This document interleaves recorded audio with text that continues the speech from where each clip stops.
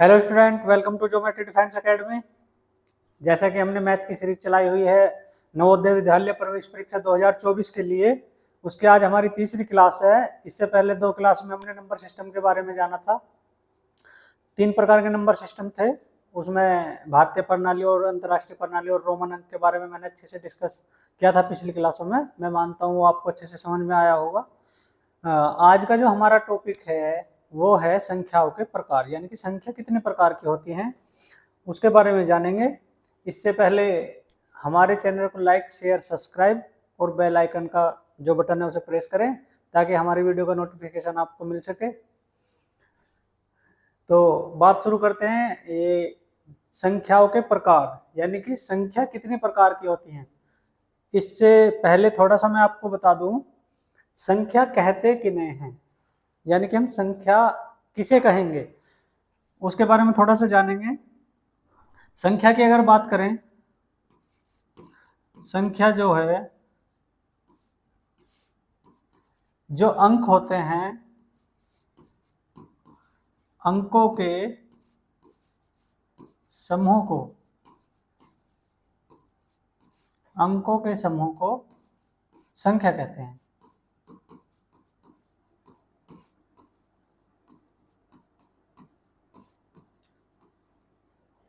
थोड़ा सा जैसे मैं बता रहा हूं आपको, जैसे 2, 4, 6, 8 ये लिख दिया मैंने।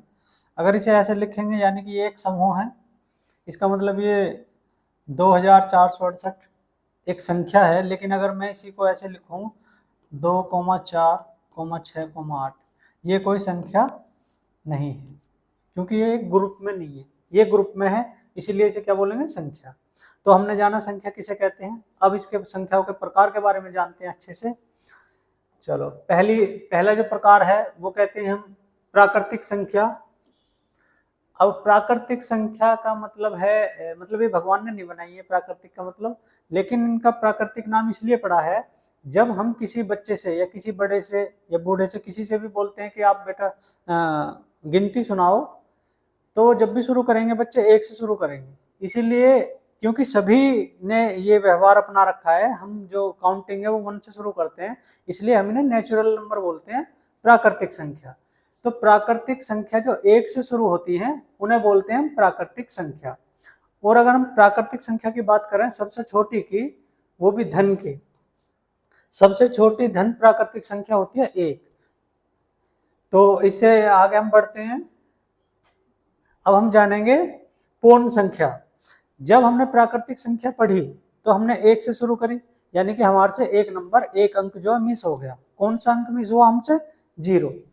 अगर हम प्राकृतिक संख्या में 0 और ऐड कर दें तो वो बन जाती है पूर्ण। पूर्ण मतलब पूरी संख्या। जब हमने प्राकृतिक संख्या बोली थी तो उसमें हमने 0 छोड़ दिया था, लेकिन जब 0 को हमने मिला दिया तो वह अब हो गई पूर्ण संख्या, यानी कि पूरी संख्या वो हो चुकी है। तो पूर्ण संख्या जो 0 से आरंभ होती हो। और प्राकृतिक संख्या में और पूर्ण संख्या में मात्र एक 0 का ही डिफरेंस है। अगर 0 नहीं है तो प्राकृतिक संख्या, अगर 0 है तो पूर्ण संख्या। अगर हम इसकी बात करें सबसे छोटी पूर्ण संख्या की, सबसे छोटी अगर संख्या पूर्ण की बात करें तो वो होगी 0। ठीक, बड़ी हमसे वो पूछेगा नहीं, क्योंकि बड़ी कभी भी हम फाइंड नहीं कर सकते, वो इन्फिनिटी होती है। ना वो प्राकृतिक में पूछेगा ना वो इसमें पूछेगा, सबसे छोटी पूछेगा। आओ चलो इसके बारे में। और तीसरी प्रकार की जो है वो है सम संख्या। सम संख्या बोलते हैं जो संख्या 2 से विभक्त हो जाए या 2 से कट जाती है, उन्हें सम संख्या कहते हैं। इनकी एक विशेष पहचान भी है, जिन संख्याओं के इकाई के स्थान पर 0, 2, 4, 6, 8 ये अंक आते हैं उन्हें बोलते हैं हम सम संख्या। इसका हम 1-2 एग्जाम्पल लिख के बता देता हूं मैं आपको। जैसे 2, 4, 8, इसके लास्ट में है 8, यानी कि ये संख्या 2 से डिवाइड हो जाएगी तो ये है सम संख्या। अगर 6, 4, 5, 3 और 2 इसकी बात करें तो ये भी है एक प्रकार की सम संख्या, क्योंकि इसके अंत में 2 आ रहा है। अगर इसके लास्ट में 0 होता तो भी ये सम ही होता। लेकिन अगर हम कोई संख्या करें 8, 4, 5, 3, इसके लास्ट में आ रहा 3, यानी कि ये संख्या 2 से नहीं विभाजित होगी, अतः ये सम संख्या नहीं है। ठीक है। अब सम संख्याओं में से जो एग्जामिनर है वो हमसे क्वेश्चन क्या करेगा, सबसे पहले हमसे पूछेगा सबसे छोटी सम संख्या, सबसे छोटी धनात्मक सम संख्या वो होती है 2। ठीक, क्योंकि 2 से छोटी कोई धन सम संख्या नहीं होती। इससे अगले पे चढ़ते हैं, वो देखते हैं हम विषम संख्या। विषम संख्या क्या है, जो संख्या 2 से विभक्त ना हो, यानी कि जिन संख्याओं को हम 2 से भाग ना दे सकें वो संख्या होती है विषम संख्या। इनकी पहचान ये है, जिन संख्याओं के इकाई स्थान पर 1, 3, 5, 7, 9 आदि अंक आते हों वे संख्या विषम संख्या कहलाती हैं। ठीक है, इसका एक दो एग्जाम्पल कर लेते हैं, जैसे 3, 4, 5 और अगर इसे ही लिखेंगे तो ये होगी विषम संख्या, क्योंकि ये संख्या 2 से विभक्त नहीं होगी। 3, 4, 8, 7 ये संख्या भी एक प्रकार की कैसी है, विषम संख्या। लेकिन अगर हम यहीं पर बात करें 8, 4, 5, 4 की, अब 4 इसमें ऐसी संख्या है जो 2 से विभक्त हो जाएगी। अगर ये 2 से विभक्त हो गई तो ये होगी सम संख्या। ठीक है, और जो ये दोनों हैं ये दोनों हो जाएंगे विषम संख्या। ठीक है, अब इसमें से क्वेश्चन वो ये करेगा कि सबसे छोटी विषम संख्या क्या है, सबसे छोटी विषम संख्या क्या है, तो सबसे छोटी विषम संख्या है 1। ठीक है, धनात्मक कहेंगे तो 1 आ जाएगा। अब हम बात करते हैं अभाज्य संख्या। अब अभाज्य संख्या क्या ना कहते हैं, अगर कोई संख्या जैसा कि लिखा हुआ है वे संख्या जो किसी संख्या से विभक्त नहीं होती हो, मतलब वो किसी संख्या से कटती नहीं है। एग्जाम्पल के लिए जैसे मैं 5 बता दूं आपको, वह केवल 2 संख्याओं से विभक्त होगी, वो केवल 2 संख्याओं से विभक्त होगी। कौन, किस किस से, एक तो स्वयं से यानी कि अपने आप से कटेगी, और 1 से। अब जैसे उदाहरण के लिए मैं आपको बताता हूँ 5 एक ऐसी संख्या है जो मात्र या तो 1 से कटेगी और या स्वयं मतलब अपने आप से कटेगी, इसके केवल 2 फैक्टर हैं। तो ऐसी संख्या जिनके केवल 2 फैक्टर हो उन्हें बोलते हैं अभाज्य संख्या। और अगर हम बात करें सबसे छोटी अभाज्य संख्या की, सबसे छोटी अभाज्य संख्या होती है 2। अब 1 क्यों नहीं है, अगर मैं कहूं कि प्राकृतिक संख्या 1 से शुरू होती है, इसमें 1 भी तो है, क्या 1 ऐसी संख्या नहीं है कि 1 से भी कटी और स्वयं से भी कटी? लेकिन नहीं, ऐसा नहीं है, क्योंकि ये दोनों तो डिजिट हैं तो एक ही अंक, इसलिए ये ना तो ये अभाज्य संख्या नहीं है। ठीक है, और अगर 2 की बात करें, 2 एक तो 1 से कटेगा और एक स्वयं से कटेगा, यानी कि ये एक अभाज्य संख्या है। लेकिन एक मैं आपको यहां पे बता दूं, 2 एक ऐसी इकलौती सम संख्या है जो अभाज्य है। 2 मात्र, इसे ऐसे लिखेंगे,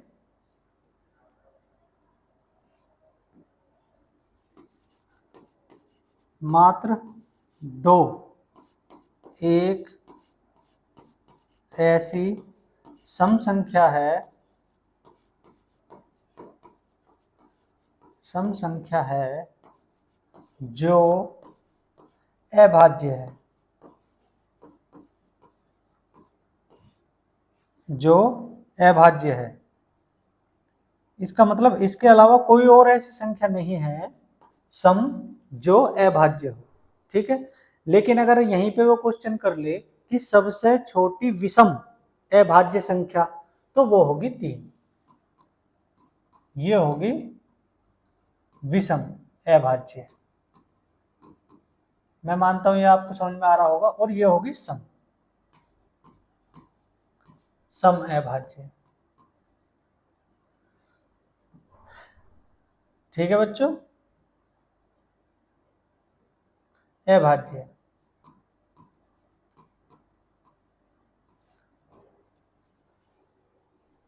वो एग्जामिनर इन दो में से कौन सा क्वेश्चन करेगा आपसे, ज्यादातर यहीं से क्वेश्चन आते हैं। कई बार के अगर रिवीजन एनालाइज किया जाए पेपरों का, सबसे ज्यादा 2 को पूछता है कि सबसे छोटी धनात्मक अभाज्य संख्या, सबसे छोटी सम, मात्र 2 एक ऐसी है जो सम भी है और अभाज्य भी है। और अगर विषम की बात करते कि सबसे छोटी विषम अभाज्य संख्या, तो वो 3 है। ठीक है, चलो इसके बारे में ये हमने जाना। अब जानते हैं अभाज्य संख्या। और हाँ, पिछली स्लाइड में मैं आपको एक बता दूं, एक क्वेश्चन ये यहाँ से ये करेगा कि अभाज्य संख्याओं के कितने गुणनखंड होते हैं। तो इसमें लिखा हुआ है इसमें केवल 2 गुणनखंड होते हैं, ये लिखा, केवल 2 गुणनखंड होते हैं। ठीक है, एक तो स्वयं और एक 1, यानी कि 1 और अपने आप से वो संख्या कटेगी। चलो आगे चलते हैं। अब जानते हैं भाज्य संख्याओं के बारे में। भाज्य संख्या किसे बोलते हैं? भाज्य संख्या वे संख्या होती हैं जिसके गुणनखंड 2 से अधिक होते हैं, यानी कि कम से कम 3 होंगे, अधिक से अधिक तो कितने भी हो सकते हैं। तो जिन संख्याओं के 2 से अधिक गुणनखंड होते हैं उन्हें बोलते हैं भाज्य संख्या। और अगर भाज्य संख्या की सबसे छोटी बात करें तो वो 4 है। 4 के फैक्टर करके देख लेते हैं एक बार। 4 किस किस से कटेगा? एक तो 1 से कटेगा, 2 से कटेगा और स्वयं से कटेगा, यानी कि इसके फैक्टर हो गए 3। यहाँ से एक क्वेश्चन ये बनता है आपका कि भाज्य संख्या के कितने गुणनखंड होते हैं? कम से कम 3 होंगे, 3 से कम अगर हुए तो वो बन जाएगी अभाज्य संख्या। ठीक है बच्चों, चलो इसके बारे में काफी था, आगे चलते हैं। ये है सह अभाज्य संख्या। सह माने होता है बच्चों 7, अभाज्य माने ना कटना, और संख्या माने आप जानते ही हो, है अंकों का समूह। तो इसमें क्या है? सह अभाज्य संख्या। सह माने 7, अभाज्य माने ना कटती हो, संख्या माने संख्या, यानी कि जो संख्या आपस में ना कटती हो, उन्हें बोलते हैं क्या? सह अभाज्य संख्या। यदि 2 संख्याओं में एक के अतिरिक्त, मतलब एक के अलावा कोई उभयनिष्ठ गुणनखंड न हो तो ऐसी संख्याओं को सह अभाज्य संख्या कहते हैं। ठीक है बच्चों, यहाँ से एक क्वेश्चन और बनता है कि सह अभाज्य संख्याओं का HCF क्या होता है। तो अगर हम HCF की बात करें तो वो होता है 1। कोई सी भी 2 संख्या जिनका HCF 1 हो, यानी कि 1 हो, वे सारी कैसी संख्या होंगी? सह अभाज्य संख्या होंगी। ठीक, इसमें गौर देने वाली बात यह है, बच्चे कंफ्यूजन कहाँ होता है बच्चों को, वो होता है अभाज्य में। बच्चे क्या सोच लेते हैं? अभाज्य है, सम संख्या नहीं आने की, इसमें आ जाएगी। देखो ये 8 जो लिखा हुआ है ये सम संख्या है और दूसरी विषम है, लेकिन हमें सम या विषम नहीं बतानी, यहाँ पे हमें बात करनी है सह अभाज्य संख्याओं की कर रहे हैं, यानी कि 2 संख्याओं का आपस में क्या रिलेशन है उसकी बात कर रहे हैं हम। अब देखो ये जो 5 है, 5 और 8 क्या एक दूसरे से कट रहे हैं? नहीं कट रहे, और इनका HCF भी कितना है? 1। इसलिए ये दोनों संख्या युग्म कैसा होगा? सह अभाज्य संख्याओं के युग्म हैं ये। और ये भी इसका एक एग्जाम्पल है, ये भी इसका एग्जाम्पल है। मैंने इसमें सम संख्या आपको इसलिए रख के दिखाई है क्योंकि कुछ बच्चे कंफ्यूजन में आ जाते हैं कि अगर इसमें अभाज्य लिखा हुआ है तो सम संख्या देख के वो इसे गलत कर देते हैं। इस बात को आप विशेष ध्यान रखें। ठीक है, तो सह अभाज्य जो संख्या है उनका HCF क्या होता है? 1। ये एक दूसरे से नहीं कटती। आओ आगे चलते हैं। जुड़वा अभाज्य संख्या। अच्छा जी, जुड़वा अभाज्य संख्या मतलब अभाज्य भी है और जुड़वा भी है। अब जुड़वा किसे बोलते हैं? आप सब जानते होंगे, जो 2 चीज एक साथ हो, जैसे 2 बच्चे एक साथ हो गए उसे बोलते हैं जुड़वा, या कोई हम सामान लाए, प्रोडक्ट लाए, मतलब बाजार से एक साथ 2 आ गए तो बोलते हैं हाँ भाई जुड़वा है इसका। ऐसे ही बोलते हैं 2 क्रमागत विषम अभाज्य संख्याओं को जुड़वा अभाज्य संख्या कहते हैं, यानी कि एक के बाद जो एक आए।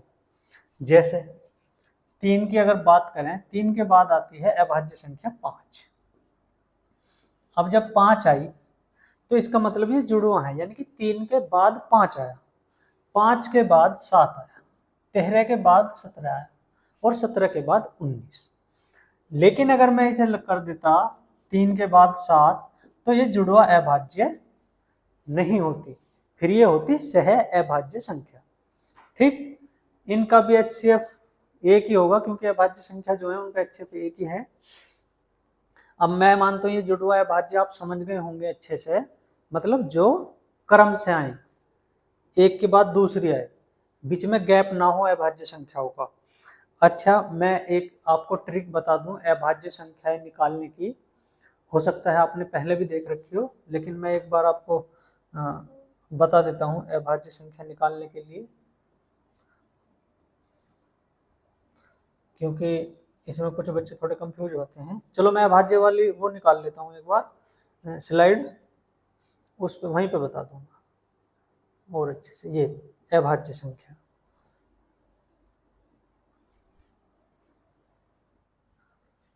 जो अभाज्य संख्या है उन्हें निकालने की ट्रिक, इसमें से कुछ सवाल ऐसे हैं जो भूल गया था मैं, अब याद आए हैं। जैसे वो पूछेगा एक से लेके, मतलब 1 से लेके 50 तक कितनी अभाज्य संख्या है, या 1 से लेके 100 तक कितनी अभाज्य संख्या है, या 50 से लेके 100 तक कितनी अभाज्य संख्या है, या 3 अंकों की सबसे छोटी अभाज्य संख्या क्या है। लिख देता हूं मैं, 3 अंकों की 3 अंकों की सबसे छोटी अभाज्य संख्या, अभाज्य संख्या, या 3 अंकों की सबसे बड़ी संख्या, 3 अंकों की 3 अंकों की सबसे बड़ी अभाज्य संख्या। तो पहले मैं इसका आंसर बता देता हूँ आपको। 3 अंकों की सबसे छोटी अभाज्य संख्या होती है 101, यानी कि 101। और अगर हम बड़ी की बात करें, बड़ी होती है 997। ठीक है बच्चों, ये अक्सर एग्जाम में पूछ लिया जाता है, इसे आप नोट कर लेंगे सभी बच्चे। और अगर हम बात करें 1 से लेकर 50 तक की कितनी संख्या होती है अभाज्य संख्या, 1 से लेकर 50 तक होती है बच्चों 15, और 1 से 100 तक होती है 25। तो 50 से और 100 तक कितनी हुई है आप मुझे बता देंगे कमेंट में कैलकुलेशन करके, या चलो मैं बता देता हूँ, ये होती है 10। कितनी होती है 10। और एक अभाज्य संख्या निकालने के लिए अगर मैं आपको एक आसान सी ट्रिक बताऊं, हालांकि वीडियो थोड़ी लेंथी हो जाएगी, लेकिन मैं थोड़ा सा आपको बता दूं, मतलब 50 तक की निकालने बता देता हूं, उसके बाद आप देख लेना। हम लिखेंगे 6 का टेबल, 6 12 18 6 24 6 5 30 6 6 36 6 7 42 और 6 48 6 9 54, 48 ही रहने दो क्योंकि हमें 50 तक लिखनी है। अब हम क्या करेंगे, इसमें एक तरफ +1 एक तरफ -1, एक तरफ +1 सब में करते चलेंगे, इधर माइनस करते चलेंगे,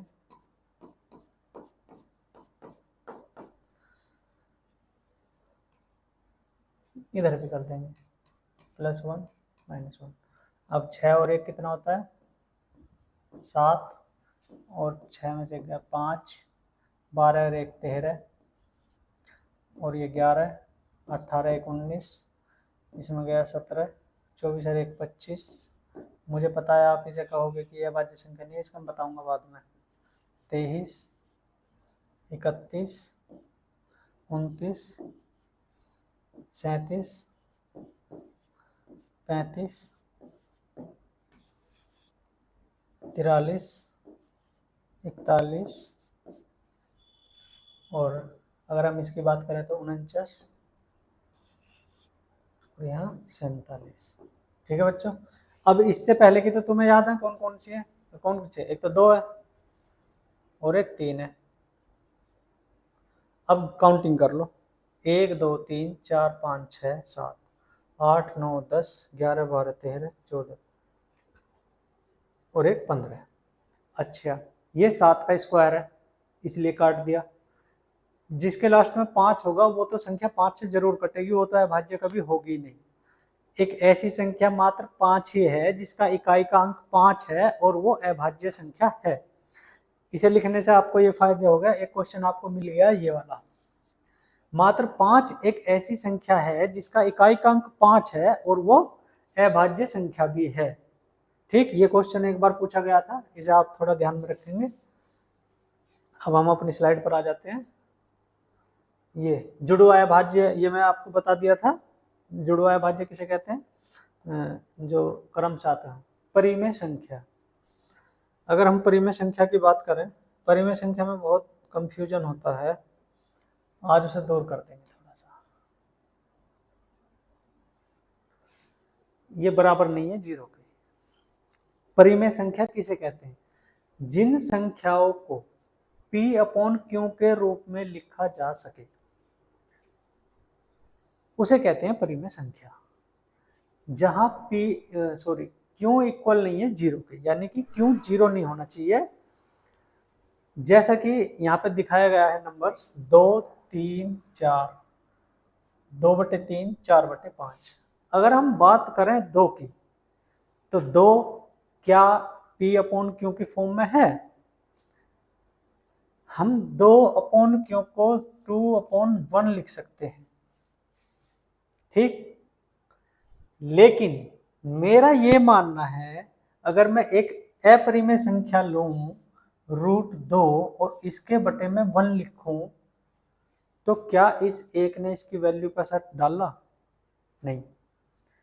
क्या इस 2 पे इस एक ने कोई असर गिरा? नहीं। तो मैं मानता हूं इसके अपोन में 1 रख के एग्जाम्पल देना उचित नहीं है। इसलिए मैं आपको बता दूं, ये जो 2 लिखा हुआ है ये वास्तव में 2/1 नहीं है। इसे हम लिख सकते हैं 6/3। ठीक है बच्चों, हम इसे लिख सकते हैं 4/2। हम इसे लिख सकते हैं 10/5। हम इसे लिख सकते हैं 12/6 ... ठीक है, इनका मान 2 है। अगर हम 3 की बात करें, 3 को हम लिख सकते हैं 6/2, 9/3 ... मैं मानता हूं समझ गए होंगे आप। ये जो 2 हैं ये इसका P/Q वाला रूप है। अब मैं बता दूं इसमें Q बराबर 0 के क्यों नहीं है। Q 0 के बराबर इसलिए नहीं है, करके ही बता देता हूं मैं आपको एक बार।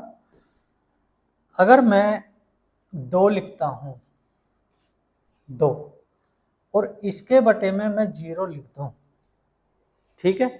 अब आपकी गौर देने वाली बात यह है, इसने Q को तो बोल दिया कि भाई 0 नहीं होना चाहिए, इसे नहीं बोला। इसका मतलब ऊपर वाला 0 हो सके है, नीचे वाला 0 नहीं होना चाहिए। इसका कारण ये है कि अगर ऊपर 0 होगी और मान लो नीचे 2 है या 1 है, तो हम 2 का टेबल 0 बार पढ़ सकते हैं। क्यों? क्योंकि अगर 2 1 जा 2 और 2 2 जा 4 और 2 × 0 = 0। ठीक है, इसका ये मैंने इसका बताया है। हम 2 के टेबल में 0 ला सकते हैं, ठीक है, लेकिन 0 के टेबल में 2 नहीं ला सकते। कैसे? 0 की तो किसी में भी मल्टीप्लाई कर लो, 0 ही आना है। इसका मतलब इसका कोई अर्थ नहीं है, मतलब अपरिभाषित है। हम इसकी व्याख्या नहीं कर सकते। इसका कारण ये है कि इसने ऊपर वाले P का मान तो रखने के लिए हमें अलाउ कर दिया कि हाँ आप 0 रख सकते हो, लेकिन जो नीचे का Q है उसका नहीं रख सकते। उसका कारण यही है कि हम जो 0 का टेबल पढ़ेंगे किसी में भी, वो 0 ही कर देगा। लेकिन 2 के टेबल में तो 0 आ रहा है, क्या 0 के टेबल में 2 आ रहा है? नहीं आ रहा। इसीलिए जब भी वो हमें बोलेगा, मतलब Q/0 के बराबर नहीं होना चाहिए। तो मैं मानता हूं बच्चों। अच्छा, एक थोड़ी सी और मैं इसमें बता दूं आपको, ये जो संख्या है परिमेय संख्या, ये जो परिमेय संख्या है हम इसे P/Q के रूप में लिख सकते हैं, ठीक, और हम इन्हें अच्छे से मेजर भी कर सकते हैं। मतलब ये अपने आप में संतुष्ट हैं। मतलब जैसे अगर 2 की बात करें, अगर स्केल पे नापते हैं, मतलब 0 से 1 2 3 4 5 करके अगर 2 है तो हम इसे मेजर कर सकते हैं यहाँ तक। ठीक है, अब इसी बात को हम आगे उसमें बताऊंगा मैं आपको अच्छे से। अपरिमेय संख्या। अब अपरिमेय संख्या क्या है? अपरिमेय संख्या जैसी वो संतुष्ट थी ना, मतलब नापी थी, तो ऐसी ये जो वो है, कभी भी इनका जो मेजरमेंट होगा ये 2 पॉइंटों के बीच में होगा। अगर हम इसे यहाँ से भी जूम करेंगे, जब भी अगर ऐसा करके देखें, इसके बीच में भी 10 वो होंगे पॉइंट, तो यहाँ पे भी वो बीच में ही आएगा। अगर इसे भी जूम करके देखूं मैं, यहाँ भी वो बीच में आएगा, यानी कि ये वाली संख्या संतुष्ट नहीं है। जब हम इसे क्वेश्चन को हल करके देखेंगे, इसमें कोई भी संख्या ऐसी नहीं है जो रिपीट होगी, हर बेर की पॉइंटों के बाद एक अलग नंबर हमें मिलेगा। ठीक, और हम इसे पी अपॉन क्यू के रूप में नहीं लिख सकते। अब रूट दो है, पी अपॉन के उसमें रूप में कैसे लिख सकते हैं? जैसे मैंने 2 को लिख दिया था 4/2, हम इसे इसे नहीं लिख सकते ऐसे। इसलिए ऐसी प्रकार की ज्यादातर इनमें क्या आती हैं, रूट के जो रूट है, रूट के पीछे अभाज्य संख्या लगा दो। अभाज्य संख्या ज्यादातर, अधिकतर बता रहा हूं मैं। ठीक है, ज्यादातर वे संख्या पाएंगे जो अभाज्य है और उनका स्क्वायर मतलब रूट है, वो उन्हें बोलते हैं अपरिमेय संख्या। तो बच्चों ये कुछ हैं होमवर्क के लिए। सबसे छोटी अभाज्य संख्या कौन सी है? 2 अंकों की सबसे छोटी सम संख्या, जैसे कि मैंने आपको 3 को और उसको बता दिया था, 3 की छोटी और बड़ी संख्या। ये आपको अपने होमवर्क के लिए मैंने दिए हुए हैं।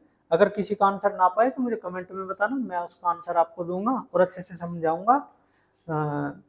तो बच्चों जो हमारा नेक्स्ट टॉपिक रहेगा वो रहेगा सम लॉ ऑफ डिविजिबिलिटी, यानी कि विभाजिता के कुछ नियम। यानी कि जो हमारी संख्या है हम इन्हें देख के ही बता देंगे कुछ को कि ये संख्या किस अंक से विभाजित हो जाएगी या किस संख्या से विभाजित हो जाएगी। ठीक है बच्चों, तो मैं धन्यवाद आप सभी का, आपका इतना प्यार हमें मिल रहा है।